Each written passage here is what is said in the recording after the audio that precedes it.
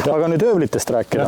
Näed, käes on muutuva tallaga höövel, ehk siis muudetava tallaga höövel. Sa saad teha ta tavaliseks siluhöövliks ja siis sa saad seda talda, siin peal on nupp. Näed siin see. Siin seda keerates saad teha selle talla kas nõgusaks või kumeraks. Aga kus sellist asja võis olla? See on nüüd Tisleri höövel, ehk siis see Tisler, kes tegi toole, kuskil oli vaja nõgusat pinda hööveldada, kuskil oli vaja kumerat pinda hööveldada. Kaussi nagu selles mõttes? Jah, et kui siin rääkida nagu profiilhöövlitest nagu mitte liistu mõttes, vaid nagu see on nagu suusk nagu selles mõttes nagu... jah, suusk ja samas saad ka kumeraks teha. Just, väga nutikas ja väga lihtne. Ja siin on tõenäoliselt on nüüd sellega konkureerib ainult CNC pink või? Kus sa nii küsid, ütleme jah, see on põhimõtteliselt CNC pink. Õige. Et siin on üks pisikene höövel. Vaadates seda välimus, siis mul tundub, et ta on selline Tisleri höövel, et analoogselt suuremad olid ka vankritegijatel ja rattategijatel, et ta on nõgus. Kas see on kahe käe? Ei, ta on ikka kahe käe höövel, jah, aga kuna ta suurus on selline väike, siis on ka variant saad täiesti ühe käe ka kasutada nagu see pisikene höövel. Kumerate pindade tegemiseks. Just. Aga tavaliselt sellist kasutasid mööbelsepad. Et ta ongi nii-öelda selline, siin on üks väike, et see ongi nagu sellise tooli seljatoe või siis korjulaua või korju et see ühe käega jah, ta on ikka profiilhöövel. Aga huvitav, kas tänapäeval on tootjad, kes küll teevad kaasaegsetest materjalidest, aga põhimõtteliselt toetavad sellist suunda, kes on käsitöölised. On, et kuna vaata teatud kohtades on see ring juba kätte jõudnud, kus inimene on väsinud või tähendab mingi osa inimkonnast on väsinud või inimestest on väsinud sellest modernsest ja ikkagi tahavad teha nagu vanal viisil ja näiteks ja see kogukond on suur näiteks nagu Ameerika ja seal Euroopas ka, et on tellijaid nagu vanadele tööriistadele. Hindajaid. Jah, just ja samas on ka ettevõtjad, kes veel, kellel olemas on oskus seda tööriista valmistada ja need kaks huvi ja vajadus ja siis võimalus kokku viia, ehk siis võimalus kui firma ja vajadus kui inimesed, et siis ikkagi neid tänu nendele ikkagi teatud ettevõtted teevad veel käsitööriistasid, saagesid, peitleid, höövleid ja palju muud, aga see sõltub ka nii-öelda kogukonnast. Ameerikas on seal näiteks see hööveldamine on mitte ainult muidugi, aga see Kanada firma Veritas, kes teeb siis iga aasta laseb välja mingid udupeeneid käsitööhöövleid, et mõtled ka, et kuhu on võimalik nagu käsitsi hööveldamiseks vajaliku höövlil nagu areneda. Ikka on võimalik areneda, see on nii jalgarattaski on. Et tegelikult areneb, jah, et tehakse ja õnneks on olemas neid firmasid, aga on olemas ka veel antikvariaate, kust ka meil saab osta vanu tööriistu, teha korda, kasutada ja tunda. Või teha järgi näiteks. Või teha järgi, jah. Tehtud ja mõistad selle ülesannet, siis saab ju... Jah, no järgi tegemisel on vaja sul ikkagi seda ühte osapoolt veel korralikku tööriistaseppa, kes oskab tööriista käitleda, mitte ei tee ainult riidenagisid ja kunstaknaingi. Seega, võtame teadmiseks. Meil mõned üksikud meistrid Eestis on, kes oskavad ka tööriista käidelda, ehk siis oskavad ka päris puutööriista teha. Aga kuidas sellega üldse Eestis lood on? Sellise vanamoelise lähenemisega asjadele, mis puudutab puutööd eeskätt praegu, kui me räägime nüüd sellest? Ma arvan, et me oleme põhjas ära käinud. Olemegi nüüd. Ja ma arvan, et me oleme väga põhjas olnud tänu sellele, et meil need piirid avanesid, inimesed läksid peast, palun vabandust, lolliks selle võimaluste ja unelmatega. Et eks siis on juba selliseid rongist mahahüppajaid küll, et tahaks nagu ikkagi, tahaks ise teha. Juurte juurde ja tahaks ikkagi osata ja tahaks ikkagi säilitada. Aga kas on hindajaid? Kas sa saaksid öelda, kas inimene, kes hakkab sellega tegelema, kas ta saab elatist teenida? Kuidas sellega on? Kas sa elad ära selle tööga? Mina? Nii-öelda üldiselt. Sinu juurde ka. Ütleme üldiselt.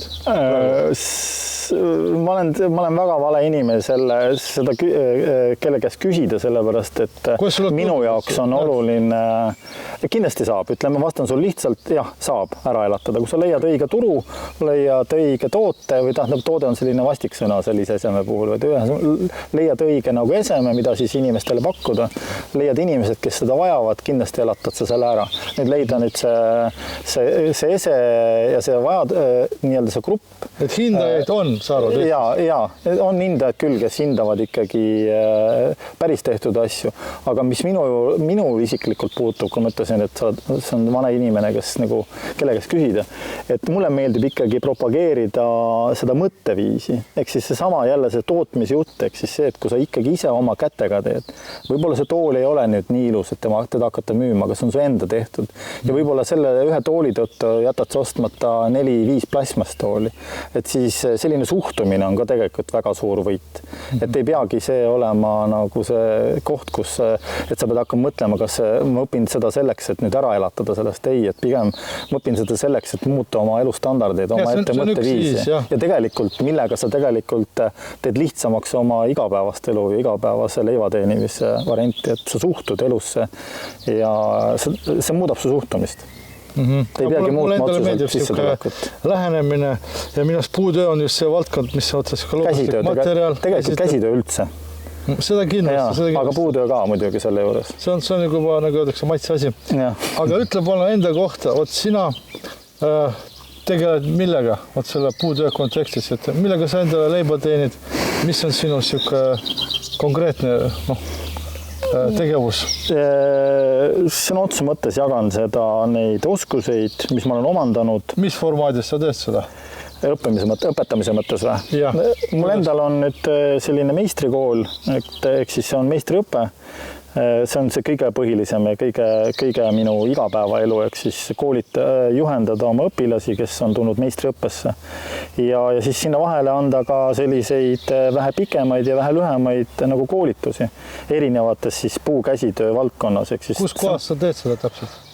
Muid koolitusi ma teen üle Eesti, kes kuhu kutsub, aga tuled kohale? Tulen kohale. Sul endal on ka oma töökoda? Aga mul on oma töökoda, aga see oma töökoda on ainult mul enda meistriõpilaste jaoks, et ma oma koju nagu inimesi õppima ei kutsu, aga kuna puutööd on võimalik teha absoluutselt kõikjal ja ka sõnas mõttes minnes materjali juurde, ehk siis metsas, ehk siis selle tõttu ei vaja nagu see töö nagu erilisi nagu ruume.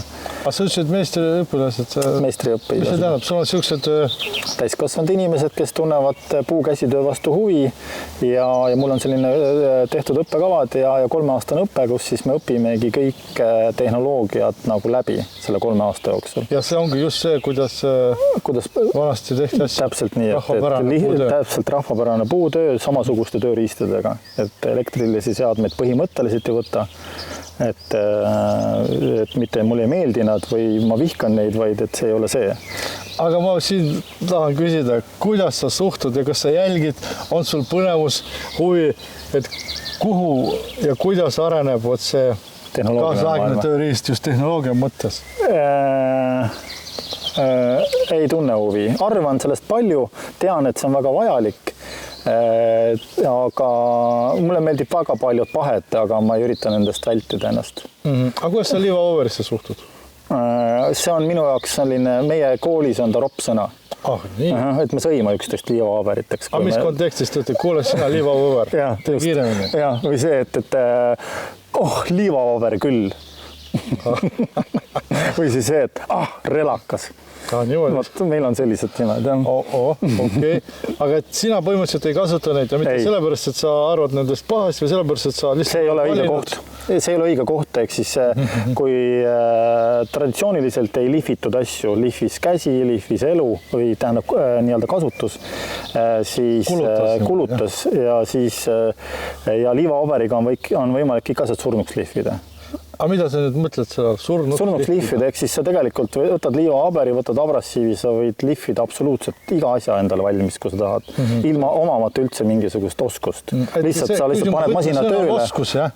Et lihtsalt liivapaber teeb seda, mida sa peaks ise oskama, jah? Jah, just, et see ei tähenda, et mul ei ole liivapaberi vastu midagi, teatud tehnoloogiate juures, teatud pindade juures on liivapaber asendamatu, aga siia maailma ta ei kuulu.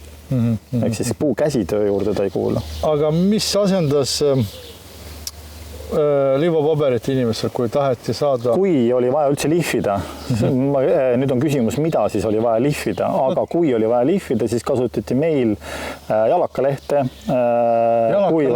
kuivanud jalakalehte, raudossja, abrassiivid on sees, see on sama nagu liivgi tegelikult. Lihtsalt liivaga on ühte. Aga kas ta pandi villase kaltsu peale või? Nüüd sa hakkad juba taldlihvet rääkima, taldlihvjast rääkima. Aga räägi ise. Ei, jutumärkides, ehk siis et jah, et sa ei hakanud teda kuhugi sisse panema või midagi tegema, vaid kui sul oli vaja mingil põhjusel nühkida. Ma ütlen jälle, minu jaoks on küsimus, miks on. Aga kuna ma tean kirjandusest, et oli kasutatud meil raudossjasid, jalakalehte, ma olen seda proovinud, ta lihvib. Aga kui ma teen lusika valmis ja ma näen, et ma tahaks midagi lihvida, kui ma tahan, ma ei näe põhjust, miks ma tahaksin. Aga ütleme, et kui ma tahaks lihvida, siis ma lihvin, ta annab selle efekti küll, aga ma ei näe selle otsust vajadust. Ma arvan, et pigem kasutati neid mitte lihvimiseks kui pinna töötluseks, vaid lihvimiseks kui pinna puhastamiseks. Neid asju. Et mitte see, et nüüd Tisler korjas endale erinevaid numbreid jalakalehti ja ostjasid 40, 60, 80, 1200. Kõige kõrgemal on seal 460. Ja just, et siis pani endale nii-öelda sinna selle festuuli paberite kõrvale ja siis hakkas vaat, selle võtan siit selle lehe ja teen märjaks ka veel võib-olla. Et tõenäoliselt ei olnud, et tõenäoliselt kui see asi läks mustaks, nõgiseks, oli vaja ära puhastada, siis kasutati teda niimoodi. Aga võib-olla on ka vist, tekib see koletus, et see oli ka selles kinni, et inimeste ettekujutus sellest siledast pinnast oli ka erinevas kohas erinev. Muidugi, tal ei olnudki võrdlusmomentigi. Ja polnudki vaja ja see oligi see, et ta on nagu siuke asi püsib peal ja saad pühkida, et ei olnud niimoodi, et see on lihvimata. Ja, või siis see, et teine, mida me arvame, mitte me arvame, et väga paljud arvavad, et talu asjad olid õlitatud. Ei õlitanud neid keegi. Aga rasvaga? Ei rasvatatud ka. Aga rasv ja vaha näiteks? Mis sa seda rasvatad ja vahatad seal? See on rasv on ju söögiaine, mis see selline tagumiku alla teda nühid. Et see on, rasv oli nii, sellega oli hea, kui said ju praadida või midagi tilkrasva panna supi sisse sinna kapsusupi sisse. Aga natukene põletada näiteks, termopuit näiteks? Termopuit on meie piirkonnas väga võõras, et kindlasti on kõik asju tehtud, on õlitatud, vahatatud siin, kui on hülgerasva siin rohkem olnud üle, siin saarte rahval on tehtud seal asju veekindlamaks, aga õlitati, vahatati siis, kui oli vaja millegi eest kaitsta. Aga mis sa seal toas seda kaussi kaitset, kui sul iga päev, esiteks seal õli ja vaha on sellised, mis kuuma käes nagunii lagunevad, ehk siis sa pesed ta ju puhtaks on, või pesed sealt seest välja, et mis sellest õlitad, järgmise supi paned sisse, on jälle õlitatud. Ja mööbliase see oli tarbese, et mis sellest õlitad, et kui oli mingit värvid anda vaja seal ilu pärast, siis pandi, aga siis ka mitte nii, et lihtsalt ilu pärast, vaid üldjuhul ikkagi kas siis läks asi pulma või mingi suur sündluseks. Aga võib-olla seal on vaja vist arvestada erinevus, et kui me räägime näiteks tarbe esemetest ja talupoja sellisest olmeelu kontekstist, siis see on kõik õige ja jääbki nii ilmselt. Aga kui me räägime mõisnikust, kes tahtis silmaga näha ilu, mingisugust seal nikerdust, siis võib-olla see oligi kunsti siuksed ja praktilise nüüd asjad kokku viidud nagu asjad nüüd. Võib-olla seal on juba teine teema ja teised. No seal on mõisnik vaata ikkagi ju rändas, ta ju suguseltski tuli kaugelt siia, et mitte need ei sündinud siin, need enamik mõisnikke ja suurem osa mõisnikke. Ja nad olid, see tähendab ka seda, et nad olid maailma näinud. Nad tahtsid seda maailma tuua ka oma pisikesse või suuremasse mõisasse ja siis ta lasi kas siis kes ostis, kellel oli raha, see ostis, tõi kaasa. Kas siis esemete näol või ostis sisse meistri või siis see, et teadis seal selle laanetaguse sass oskab väga hästi toole teha, ta kutsus ta nii-öelda põllutöödelt enda sinna töökotti, ütles, et nii, nüüd hakkad mulle tooli tegema. Piltlikult öeldes. Et ma nägin, et ostsin siit Peterburist ühe tooli või sealt tõin Prantsusmaalt tooli, et ma tahaks nüüd terve garnituuri, et kas sa teed valmis mul. Ja siis niimoodi, lihtsustatud nad kujul loomulikult. Et siis kohalik Tisler üritas siis seda järgi teha, kellel õnnestus see paremini, kellel õnnestus see halvemini ja sellised mööblit on küll. Aga nüüd tehnoloogiast räägites, siis tänu sellele, et tal oli võimalus mööblit osta, tal oli võimalus ka tuua võib-olla sellele distlerile peenemaid tööriistu, võib-olla kutsuda ka mingisugune meister mingiks perioodiks suveks seda kohalikku distlerit õpetama. Kogemust just, et eks see käis ju vanasti ka täpselt samamoodi. Ja just, ainult edasi infot. Aga luba ma küsin, mis on sinu esimene valmistatud ese puidust? Üleüldse või? Jah, ma arvan, et haamrivarvus, sest et ennem kooli ma isaga nokitsesin küll, aga kuna mul ei ole esivanemad teadaolevalt nagu päris distlerid ei ole olnud, nad on mitte talumehed olnud, aga ütleme nii, nagu talumehed on teinud kõike. Et siis päris distleri kooli ennem seda ma nagu ei mäleta. Põhikoolis ma kindlasti tegin midagi, sest minul vastupidistelt paljudel, aga samas õnneks ka on teisi mehi, kes ütlevad, et puudeõpetaja oli kihvt tüüp, et minul oli ka, mulle puudeõpetaja, Valga puudeõpetaja väga meeldis. Avaldas sulle mõju? Jaa, mulle positiivselt, et ma arvan, tõenäoliselt ma tegin seal midagi puidust, mida ma ei mäleta, kindlasti treisin, aga reaalset asja, mida ma mäletan, ehk siis kutsekooli esimene töö oli haamrivarres, oli kõige esimene asi, me pidime raamsaega kaseplangust välja saagima tooriku, hööveldama. Kuidas ma seda rasplit ei mäleta, sest mulle juba raspel ei meeldinud siis, sest et need rasplitega oli tehtud kõik asju, et pekstud 11, veheldud ja siis need rasplid ei töötanud. Et mitmekülgsed? Jah, et raspel ongi hästi mitmekülgne. Aga kuidas sa suhtud rasplisse? Me üldse ei maininud rasplit, tal on ka oma lugu. Jaa, kindlasti on, ma ei kasuta teda, aga ta on kindlasti rohkem distleri tööriist kui nüüd see liivaaber. Rasplit on olnud, rasplit on kasutatud, aga ma üritan ikkagi lõigata asju. Kuigi ka nii-öelda korralik raspel, distleri raspel ka lõikab. Et kui on... Ma olen töötanud ja mul on meeldinud see, et seal on erinevad rasplit ja ma tegin kulpi kumeraks väljaspoolt. Ja see oligi raspel.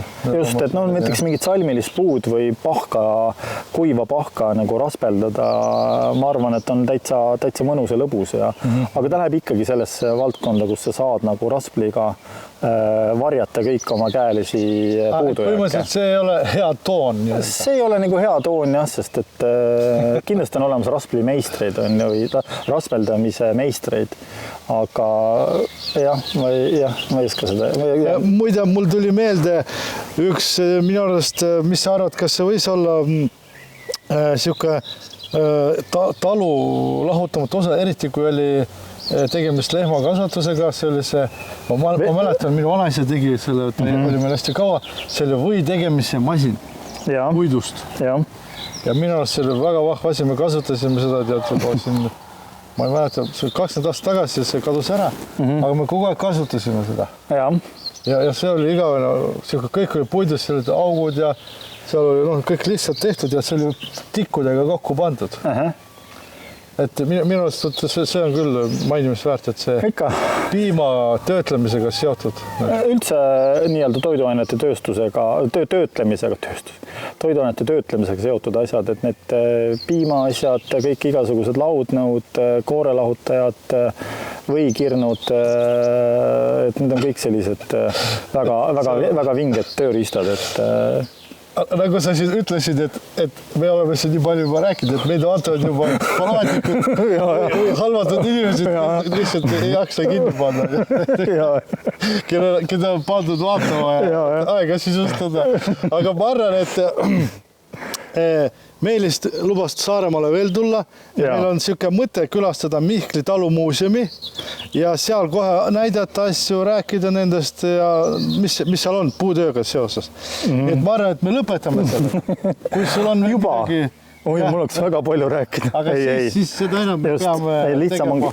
Lihtsam ongi näidata ja rääkida siis, kui midagi reaalselt ka teha ja võib-olla mingite konkreetsetega, sest siin on ju korvis veel ja seal kasti sees on veel asju imelisi, mida näidata. Et see oli väga pikk sissejuhatus meie videode sarjale, mille nimeks peaks vist olema puutöö ajalugu, kuidas meie esivanemad tegid puutööd. Tagasi puutöö juurde. Just, õige.